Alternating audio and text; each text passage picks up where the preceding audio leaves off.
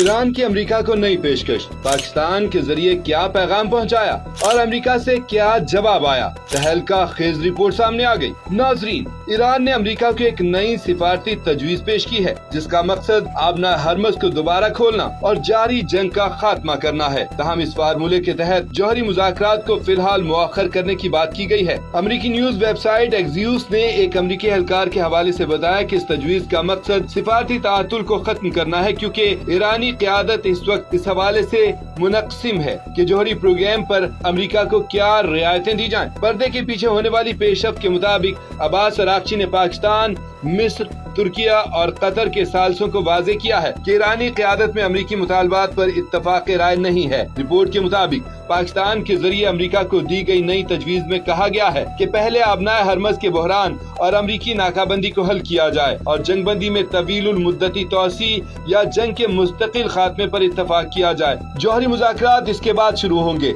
जब नाकाबंदी खत्म हो जाएगी। व्हाइट हाउस की तर्जुमान ओलिविया वेल्स ने इस हवाले से कहा है कि अमेरिका प्रेस के जरिए मुज़ाकरात नहीं करेगा। सदर वाज़ेह कर चुके हैं कि तमाम पत्ते अमेरिका के हाथ में हैं और वो सिर्फ वही मुआहदा करेंगे जो अमेरिकी अवाम के मुफाद में हो और ईरान को कभी जौहरी हथियार न बनाने दे। रिपोर्ट के मुताबिक इस मामले पर पाकिस्तानी हुकाम ने फिलहाल कोई तबसरा करने से गुरेज किया है।